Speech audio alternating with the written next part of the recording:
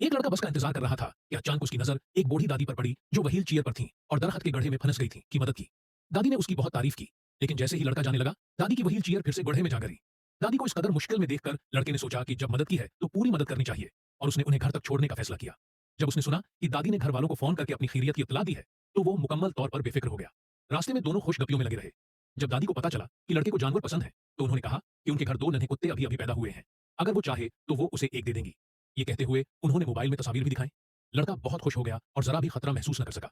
लेकिन जब वो मंजिल पर पहुंचा तो वो ये देखकर हैरान रह गया कि दादी का घर एक अधूरी और वीरान इमारत में था। लड़के को हचकचाहट में देखकर दादी ने जज्बाती बातें शुरू कर दी। तुम्हें कत्ता पसंद नहीं? अगर नहीं ले जाना तो मैं उसे बाहर फेंक दूंगी। दादी की बातें सुनकर लड़का इनकार न कर सका और हिम्मत करके व्हील चेयर को अंदर की तरफ धकेलता चला गया। अंधेरा राहदारी टवटी पोटी थी, चारों तरफ सन्नाटा था, कोई आदमी नजर नहीं आ रहा था। लड़का बहुत डरा हुआ था, लेकिन फिर भी उसने दादी को लिफ्ट के पास पहुंचा दिया। जैसे ही लिफ्ट आने वाली थी, अचानक उसने महसूस किया कि दादी ने उसके बैग का पट्टा मजबूती से पकड़ लिया है।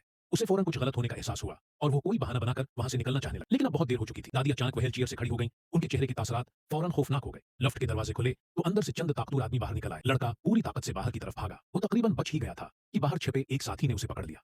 इसीलिए कहा जाता है, किसी को नुकसान पहुंचाने का इरादा नहीं होना चाहिए, लेकिन दूसरों से होशियार रहना भी बेहद जरूरी है।